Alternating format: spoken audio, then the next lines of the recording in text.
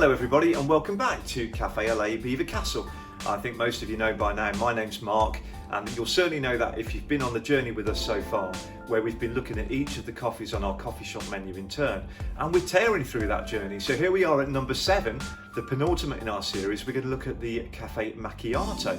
So you might have seen macchiato on our menu and wondered, well, what sort of coffee is that? Let me illustrate. I've just had this little espresso cup warming up with some boiling water. What we'll do for a macchiato, we'll make a double espresso, come up to about there, and we're going to top it up with some foamed sort of cappuccino milk.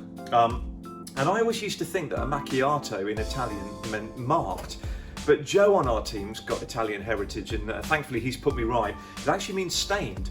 So what we're doing is we're staining the coffee with a nice real sort of little dollop of cappuccino milk.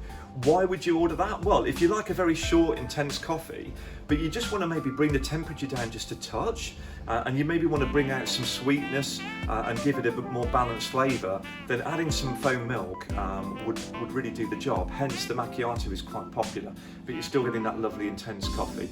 I think unfortunately Starbucks have just muddied the waters slightly. If you order a macchiato in Starbucks, it's something quite different, like a longer drink. They've sort of appropriated that phrase.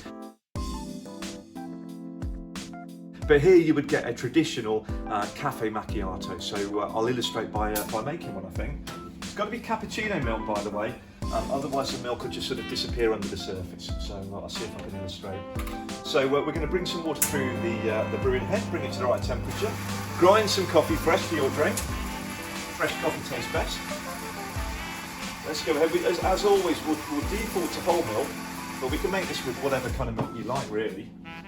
Let's go ahead and tamp the coffee. That's just taking the air out of the coffee bed, making a nice even bed for even extraction through the machine. Bless the coffee. So we've got no coffee grinds on the top there, and we're going to get a good seal in the machine. Okay, I'm going to position this one carefully, but let's start our double espresso.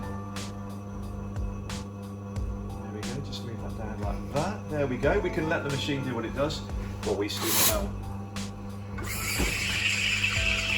Just adding a bit more texture than normal.